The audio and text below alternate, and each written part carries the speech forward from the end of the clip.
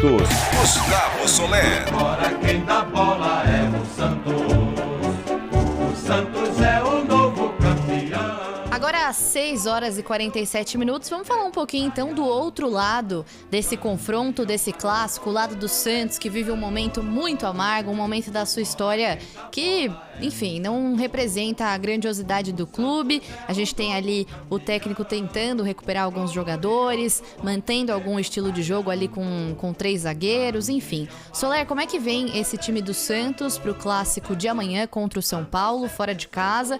E também se tem alguma possibilidade de ele fazer alguma alteração, afinal de contas ele teve mais dias, né, de treino, pediu para a partida contra o Fluminense ser adiada. Nesse período houve alguma alteração no estilo tático dele? Enfim, como é que chega o Santos para esse clássico? No exato momento que vibrou, chegou a mensagem aqui no meu celular com a provável escalação do time do Santos. Santos deve entrar em campo amanhã no clássico contra o São Paulo no estádio do Morumbi, com João Paulo no gol, Vinícius Balieiro novamente jogando como zagueiro, ele que é volante de origem, ficou muito tempo fora do time principal do Santos por causa do imbróglio, né, da renovação contratual, né, envolvendo Vinícius Balieiro. Ele já acertou, vai assinar um contrato de 4 temporadas com o Santos e com isso ele volta ao time profissional e vai atuar improvisado então como zagueiro pela direita ao lado de Emiliano Velasquez e Wagner Palha. O meio de campo do Santos conta com Marcos Guilherme aberto pela ala direita, Camacho jogando como primeiro volante, Carlos Sanches de segundo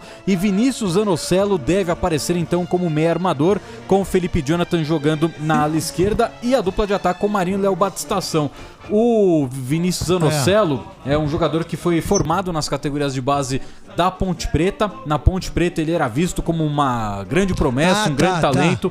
Jogou em seleção de base, estava na Ferroviária e agora chegou no Santos por empréstimo até o meio do ano que vem. Você acha ele bom jogador? Eu ainda não vi nada dele no Santos. No Santos ele não mostrou nada daquilo que todo mundo fala dele na base. Então vamos lá, para você torcedor santista, para você Marcoletti, então vamos lá. Se o Carille perder esse jogo também, não vai cair. Mas aí também fica uma coisa, pô, que não vai dar certo, até que momento? Porque o Carille também precisa fazer o Santos jogar, né? O Carille precisa fazer aquilo que ele sabe fazer muito bem, que é consolidar defensivamente essa equipe do Santos, mas eu acho que logo quando ele chegou, além dos problemas que já existiam, ele teve algumas faltas também, né, craque? Ele teve algumas partidas em que ele não tinha... muita gente se desfalcada. Já não tem um elenco que é forte. E aí quando ele chega, ele já tem muitos desfalques. Eu acho que o trabalho dele não deu nem pra chegar a digital dele nem um pouquinho ainda. Não deu pra ver o resultado do trabalho dele ainda. E uma pressão extra que o Santos pode ter pro jogo de amanhã contra o São Paulo, né? Além de ser um clássico fora de casa, o primeiro jogo que o Santos vai enfrentar com torcida e torcida contra, o Santos já pode entrar nesta rodada dentro da zona de rebaixamento, já que hoje... E quando entra, meu irmão, a pressão é maior ainda, hein? Já que hoje o Grêmio joga contra o Cuiabá 9h30 da noite, o Grêmio que ainda tem 2 jogos a menos, né?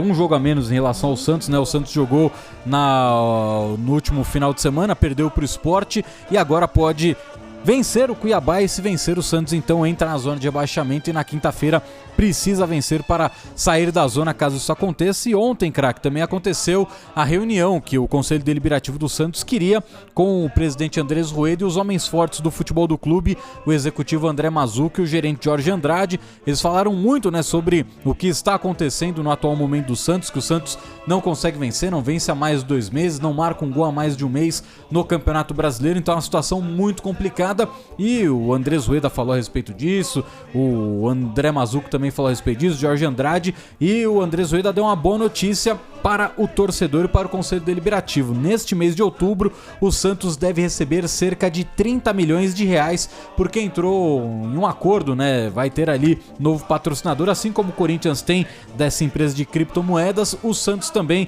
entrará nesse mercado. Então, neste mês de outubro, o Santos pode receber já 30 milhões de reais na primeira parcela dessa parceria com a empresa de criptomoedas, e aí o Santos vai então conseguir fechar o ano sem nenhum susto, vai conseguir pagar todas as contas, vai conseguir pagar uma outra dívida ainda. Então o final da temporada, pelo menos na parte financeira do Santos, mostra ali uma questão muito satisfatória. Agora dentro de campo tem que se recuperar e fugir logo dessa zona de rebaixamento. Só o acordo que ele fez com a Diz esse Andrés Rueda é um monstro de presidente e de administrador, né? Eu acho que o Santista, você torcedor Santista, que está na Baixada Santista, você não pode responsabilizá-lo pelo aquilo que está acontecendo. Tecnicamente, entendeu? Sim. Sim. Você tem que elogiá-lo pelo aquilo que está fazendo administrativamente falando, porque só do acordo que ele... Hoje a gestão do Santos ela não toma mais sustos, como as outras que lá estiveram e tomavam sustos por responsabilidade de alguém bater na porta e falar, tem uma dívida. Ou às vezes- Hoje todo mundo sabe o que está acontecendo e o Andrés Rueda, a maioria, ele já tem um acordo. É porque assim, os outros sabiam disso. Sim. É que eles deixavam, entendeu? Dá aquele migué, né? Exatamente. Agora o Andrés Rueda fez o quê? Acertei um, acertei outro, tô acertando o outro, tem os 30 milhões aí, papapá. Aí o que eu tenho que pensar? Eu tenho que fazer o possível e o entendimento para que o Santos fique na Sul-Americana. Tá, disputa a Sul-Americana, ganho, tô na Libertadores 2023, ou ganha a Copa do Brasil. O Santos precisa disso. Porque o Santos é muito grande. Só que o que fizeram com o Santos durante esses últimos 20 anos, me desculpa. Você, torcedor Saquearam santista, o Santos. se você prestar atenção, presta atenção nos últimos 20 anos o que fizeram com o Santos. O que o Santos ganhou de dinheiro? Quantos jogadores o Santos vendeu? O que entrou nos cofres do Santos? Muita grana. E o que o Santos tem que fazer? Entrar um baita de um administrador, um baita de um santista, que é o Andrés Rueda, tentar solucionar as dívidas e sem pensar em título. Sem pensar em classificar entre os 4, sem pensar em ser campeão brasileiro. Tanto é que com o Cuca foi vice-campeão da Libertadores, com todos esses problemas. Lembra quando nós falamos, e você falava... Pô, o Cuca não é só treinador, o Cuca é presidente também. Você falou muitas vezes aqui. Marinho deu uma declaração falando disso. Né? Então, hoje os jogadores não precisam disso, porque tem um baita administrador. Mas só que o Santos hoje é um time tecnicamente muito fraco. Se você colocar o time do Santos hoje, do que o Corinthians contratou, do que tem o Palmeiras e até mesmo o São Paulo, o Santos fica muito abaixo. Sim, é um time muito limitado. Muito limitado, principalmente na questão tecnicamente. numérica, porque o Carille, ele olha e fala, vou colocar quem? Não tem? Não, é tecnicamente. Não tem, é um time que não chega nem perto daquilo que tinha em janeiro.